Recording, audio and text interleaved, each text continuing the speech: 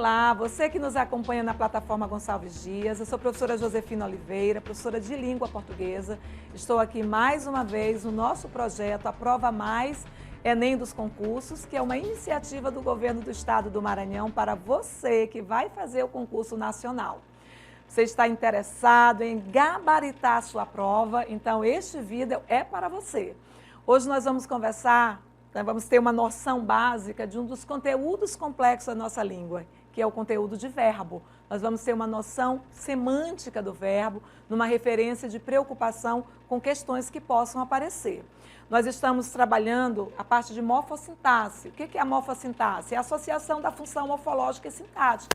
Então, nós já passamos pelo substantivo, pelo adjetivo, já falamos de pronome, nós já falamos de numeral, de artigo, e hoje nós vamos falar sobre verbo. E qual é a importância do estudo do verbo? Porque a partir do verbo eu tenho relações semânticas dentro do texto que agregam a referência de sentido, então eu preciso reconhecer. Primeiro ponto que eu tenho que me preocupar é a própria função do verbo. Qual é a função do verbo dentro de uma estrutura oracional? O verbo ele tem a função ou de indicar a ação, ou de indicar o estado, ou indicar fenômeno da natureza.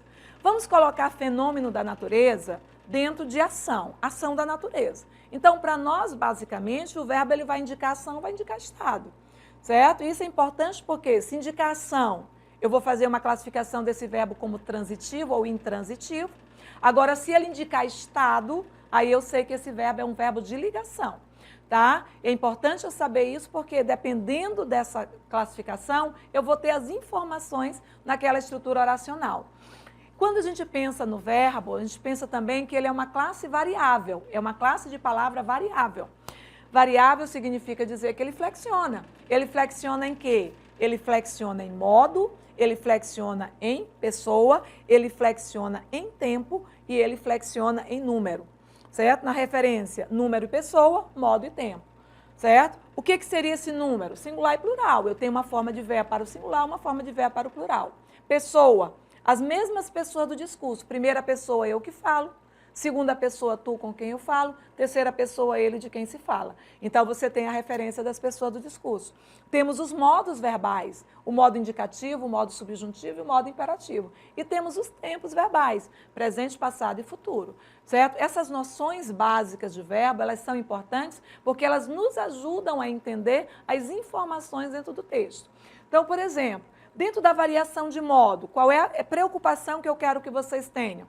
Eu tenho o modo indicativo. O modo indicativo, ele vai trazer uma ideia de certeza, de um fato certo. Eu digo, por exemplo, estudarei amanhã. Quando eu digo estudarei amanhã, eu estou dizendo que com certeza essa ação vai acontecer. Poderia até negar, não estudarei amanhã. Mesmo eu negando, não estudarei, eu continuo dando a ideia de certeza. Eu estou dizendo que com certeza essa ação não irá acontecer. Então, todas as vezes, quer seja no presente, no passado ou no futuro, eu estabelecer uma relação verbal de certeza, certo? Um fato certo, eu tenho a referência do modo indicativo. Olha o exemplo, ele fez a prova do Enem, certo? Ele fez, eu estou afirmando que essa ação aconteceu. Eu poderia dizer, ele fará, eu estou afirmando que ela vai acontecer, certo? Então, eu estou dando a ideia de um fato certo. Associem modo indicativo, certeza. Modo indicativo, certeza. É isso que a gente tem que lembrar. Aí teríamos o modo subjuntivo. O modo subjuntivo, eu trago a ideia de uma possibilidade. Eu trago a ideia de um fato hipotético.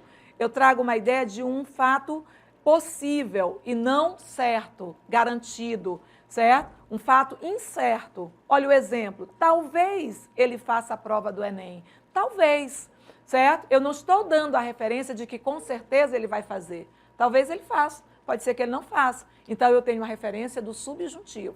Então, o indicativo é certeza, o subjuntivo é o quê? Possibilidade, hipótese, certo? E teríamos a forma imperativa.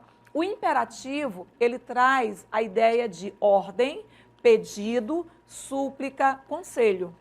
É importante você lembrar do imperativo. Nos primeiros vídeos que nós falamos sobre gêneros, certo? Nós falamos de estruturas injuntivas, sequências textuais injuntivas, que são marcadas pela presença de estruturas imperativas. Quando eu estou orientando alguém, ou quando eu estou dando a ordem para alguém, eu uso o verbo no imperativo. Se eu digo para você, estude mais, eu estou usando uma forma imperativa. Por quê? Porque eu estou dando uma ordem, poderia estar dando um conselho, certo? Poderia estar suplicando, por favor, pelo amor de Deus, estude mais. Então, todas as vezes que eu dou ordem, conselho, súplica, certo? Eu estou fazendo uso da estrutura imperativa. Olha o exemplo aqui, ó. Estude e faça a prova do Enem. Então, eu estou dizendo estude, faça. As duas formas aí estão na flexão do imperativo, tá? É importante lembrar. Indicativo, certeza. Subjuntivo, dúvida, possibilidade. Imperativo, ordem, pedido. Josefina, e como é que eu vou saber se é ordem ou pedido? Só pelo contexto, certo? Que você vai perceber. Mas a estrutura imperativa é a mesma, tá? Na sequência, nós temos os tempos verbais, que é outra variação do verbo. Ele varia em modo, são os 3 modos, mas ele também varia em tempo. A variação de tempo, ela vai me indicar passado, presente e futuro, certo? Na referência do presente, associado ao momento do agora, ao momento da ação. Ele estuda bastante, numa referência de um momento do hoje, um momento presente, certo? Essa é a ideia da referência do presente. Do pretérito, aí temos um detalhe aqui. O pretérito que faz a referência ao passado, ele vai se dividir em 3 tipos. O pretérito imperfeito, o pretérito perfeito e o pretérito mais que perfeito. O pretérito imperfeito, ele se refere a um passado que não chegou a ser concluído. Era uma ação que estava acontecendo e ela foi interrompida por uma outra ação. Ele estudava no quarto, olha aí, ó, estudava, essa ação não tinha sido finalizada, quando a mãe o chamou. Então, quando a mãe o chamou, interrompeu a ação de estudar. Então, por isso que nós usamos o pretérito imperfeito. Eu coloquei aqui só a primeira parte, mas é isso, ó. Ele estudava bastante quando precisou trabalhar. Então, nesse caso, a ação de estudar foi interrompida pela ação de trabalhar. Essa é a relação dada pelo pretérito imperfeito. Aí temos o pretérito perfeito, que é uma ação do passado que aconteceu e foi concluída no passado, certo? Finalizou no passado. Então, por exemplo, eu digo, ontem estudei bastante. Então, essa ação aconteceu e foi encerrada no tempo anterior. No caso aqui, ó, ele estudou bastante, pretérito perfeito. E temos o pretérito mais que perfeito, que se refere a uma ação passada, só que anterior. É importante atentar para esse detalhe da anterioridade. Anterior a uma outra ação passada. Ela é um passado de um passado. É uma ação que acontece antes de uma outra ação também que já aconteceu. Se eu digo, por exemplo, o professor já começara a aula quando entrei. Olha, ele já começara. A ação de começar, ela aconteceu antes da ação de eu entrar. Então, primeiro começou a aula e só depois eu entrei. Então, aí você tem o que a gente chama de pretérito mais que perfeito. É importante atentar para essa ideia da anterioridade.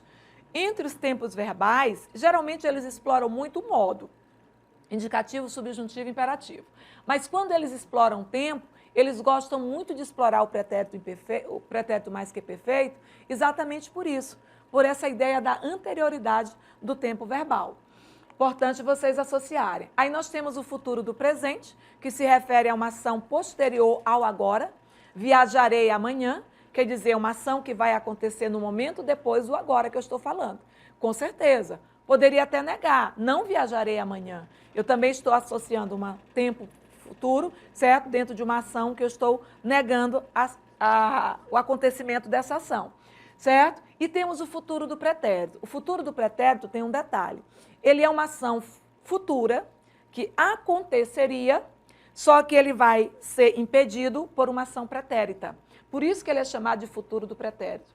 Eu viajaria amanhã se você estivesse aqui. O que eu deduzo? Você não está, então essa ação não vai acontecer. Então, eu trabalha o futuro do pretérito exatamente para dar essa possibilidade, certo? Era uma ação que ia acontecer, mas ela foi impedida por uma situação pretérita. Por isso que ele é chamado de futuro do pretérito, tá? Importante vocês relacionarem essas referências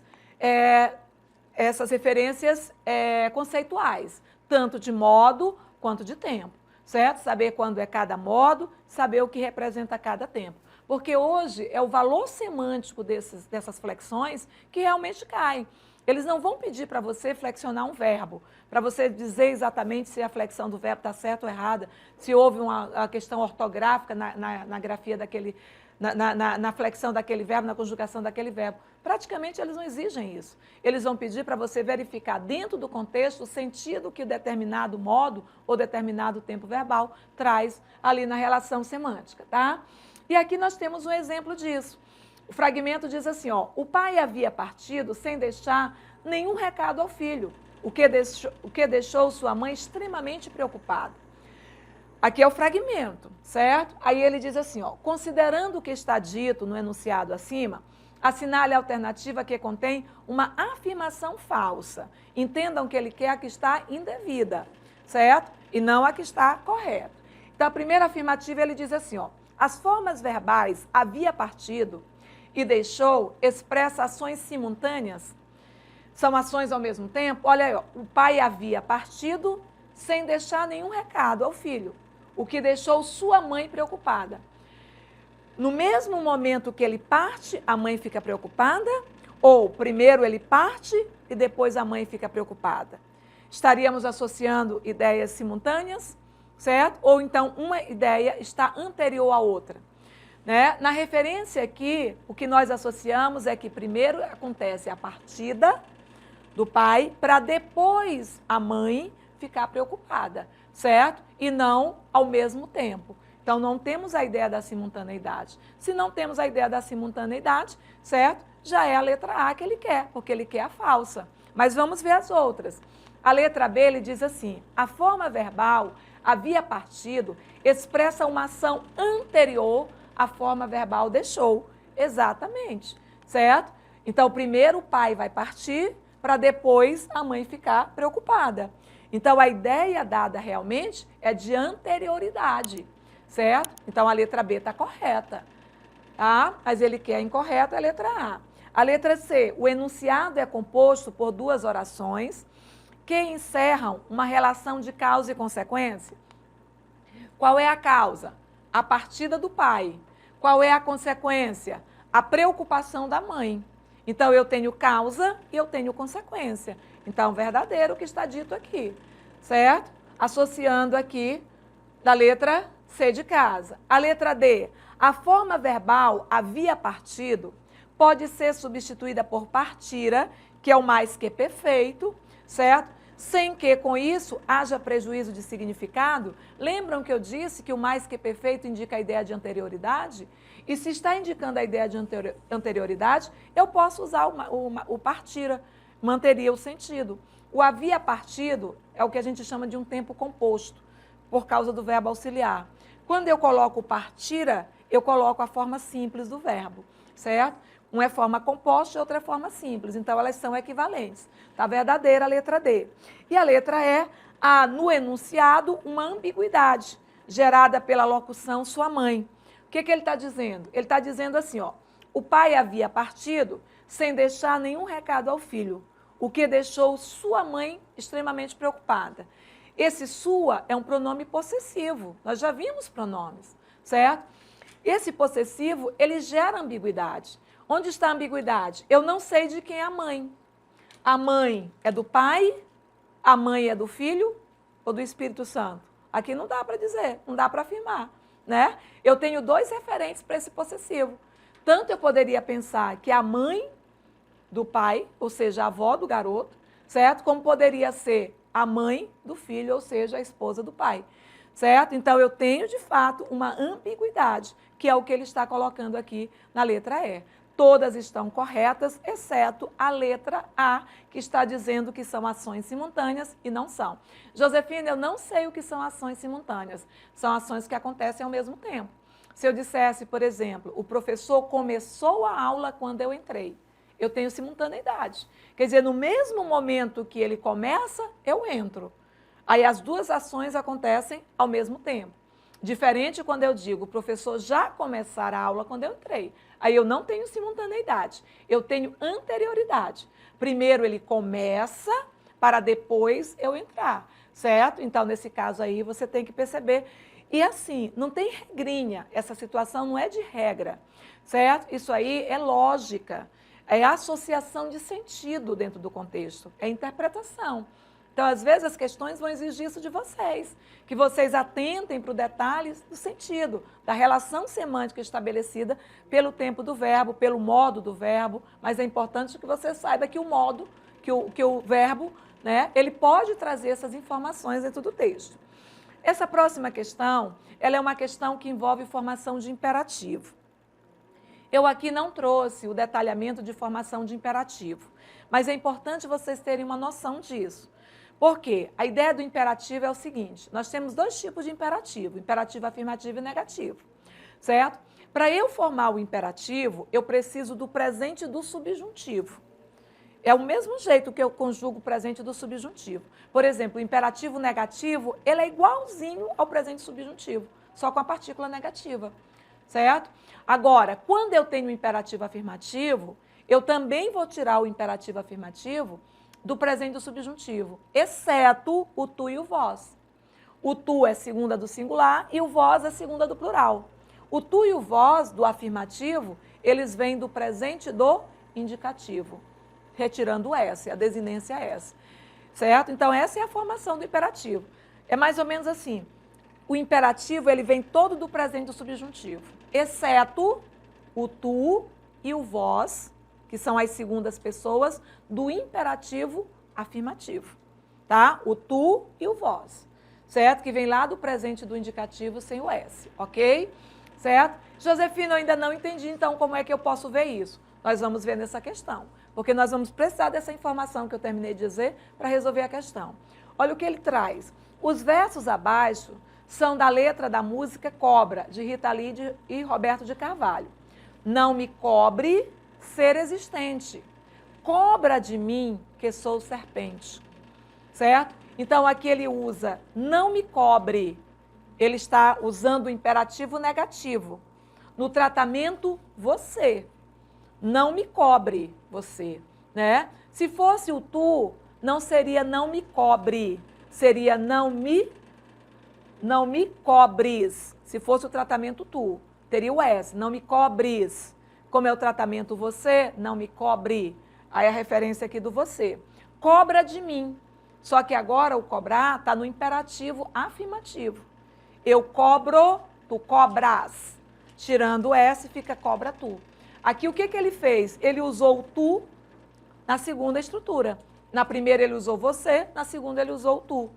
Quando a gente tem essa mistura de tratamento, né, do tu com você, é chamado na gramática como quebra da uniformidade de tratamento. A língua culta não aceita, é marca de oralidade, é linguagem coloquial, a gente precisa evitar. Aqui você tem uma referência poética, você pode fazer, né? Ele aqui tem a licença poética para misturar, sem problema nenhum, marca de oralidade. Mas eu tenho que reconhecer isso aqui como sendo uma variação da língua. Tá? E o que a questão diz? Com relação ao emprego do imperativo nos versos, podemos afirmar que a oposição imperativo negativo e imperativo afirmativo justifica a mudança do verbo cobre e cobra? Não. Porque se eu tivesse mantido o tratamento você, tanto no primeiro verso quanto no segundo, eu não iria usar o cobrar, eu iria utilizar cobre. Cobre de mim que sou serpente. Então, não é o fato de um estar no negativo e o outro no afirmativo que mudou a grafia do verbo cobrar, certo? O que muda a grafia do verbo aí é o tratamento. Um está no tratamento você, outro está no tratamento tu. E isso é que vai dar essa diferença de flexão do verbo. Então, a letra A está fora. A letra B, a diferença de formas, cobre e cobra, não é registrada nas gramáticas normativas. Eu nem continuo nessa opção. Por quê? Porque são estruturas legítimas da gramática. são formas da flexão do verbo cobrar. É o imperativo do verbo cobrar. Então, como é que ele está dizendo que não é registrada na gramática? Claro que é, certo? Eliminada a letra B. A letra C, a diferença de formas cobra e cobra deve-se ao deslocamento da terceira para a segunda pessoa do sujeito verbal. O que é a terceira? É o tratamento você. O que é a segunda? É o tratamento tu. Exatamente isso que ele fez. No primeiro verso ele usou o tratamento você, no segundo verso ele usou o tratamento tu. Certo? Então, está aqui a opção que nós precisamos, certo? Letra C de casa, tá? É essa diferença que justifica a grafia da flexão do verbo. Na letra D, ele diz assim, ó, o sujeito verbal, terceira pessoa, mantém-se o mesmo? Não, ele altera, ele mistura, então não se mantém. E na letra E, o primeiro verbo do imperativo negativo, verdade, opõe-se ao segundo verbo que se encontra no presente do indicativo? Não, o segundo também está no imperativo. Só que ele está no imperativo afirmativo. O primeiro está no imperativo negativo e o segundo está no imperativo afirmativo. Certo? Então, não é no presente do indicativo. Opção correta, a letra C de casa. Tá? Atentem aí para essa formação do imperativo. Aí nós temos a última questãozinha de hoje, associada, aliás, não, essa aqui é a penúltima, né? Avalie as afirmações a propósito do emprego das formas verbais do texto. 1 e 2. Certo? Aí, no caso, ele coloca assim, estaria, eu não coloquei o texto, não precisa, né? Estaria, está no futuro do pretérito, do indicativo, e exprime probabilidade. Lembram que eu disse que o futuro do pretérito, ele dá um valor hipotético, estaria, eu viajaria, é algo que teria possibilidade de acontecer. Então, verdade, o estaria aqui está no futuro do pretérito, certo? Do indicativo e indica essa referência de possibilidade. A 1, verdadeira. A 2, acreditaram, está no pretérito perfeito do indicativo e indica uma ação passada e concluída, é o que o pretérito perfeito representa. Uma ação passada e concluída no passado. Verdade. O 3, sofre, está no presente do subjuntivo? Não, o sofre está no presente do indicativo. Certo? Está no presente do indicativo. Certo? Se fosse no subjuntivo, não seria sofre, seria sofra. Que eu sofra, que tu sofras, que ele sofra. Tá? O 4, dispõe, está no presente do indicativo? Verdade. Para indicar um estado atual, certo? Está associado ao momento presente, então verdadeiro. Eu tenho correto a 1, a 2 e a 4. Opção correta, letra D de dado. Opção correta, letra D de dado. Certo? E agora nós vamos para a última de hoje, né? Ele diz assim, ó, no trecho, vivia faltando água naquela fábrica. A forma verbal em destaque nos sugere uma ação. Quem é que está destacada? Vivia, né? Qual seria essa ideia? Habitual, uma ação concluída, uma ação duvidosa, uma ação iniciante, uma ação iminente. Iminente é algo que está prestes a acontecer, que significa iminente. Qual seria a relação? Vivia faltando água. Qual é a ideia que traz? Que era algo frequente, que era algo que se repetia com frequência. Então, nós temos aí a opção correta, letra A, habitual. É assim que vai aparecer, para você reconhecer o valor semântico e não trabalhar a memorização de tempos e modos em si. Tá? Então, nós finalizamos essa primeira parte de verbos, associando aí principalmente os aspectos teóricos mais importantes desse conteúdo.